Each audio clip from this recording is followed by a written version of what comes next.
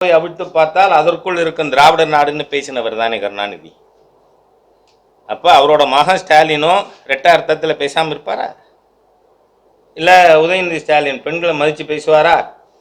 ஆகவே பெண்களுக்கு எதிரான, பெண்மைக்கு எதிரான கொச்சையான மனிதர்கள் இந்த திமுகவினர். ஏன்னு சொன்னால் அது ஈவேராவோட வாழ்க்கையாக இருக்கட்டும், அண்ணாதுரை வாழ்க்கையாக இருக்கட்டும், கருணாநிதி வாழ்க்கையாக இருக்கட்டும், எடுத்து படிப்போமே.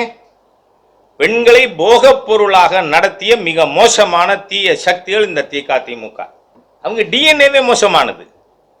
ஆகவே அவர்கள் இந்த தேர்தலில் பல வேஷம் கட்டி கொண்டு வெளில வர பார்க்குறாங்க.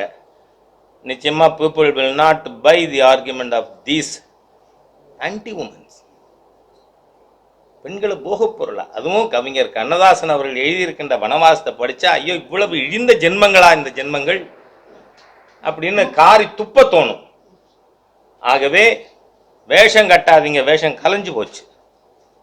இந்து விரோதமாக பெண்களுக்கு எதிராக நடந்து கொள்கின்ற இவர்கள் நிச்சயமாக மக்கள் நீதிமன்றத்தின் முன்பாக மே மாதம் தண்டிக்கப்படுவார்கள். நானா சொல்றதுக்கு தான் இருக்கு. நீங்க எதுவும் கேட்கறதுனா கேட்கலாம்.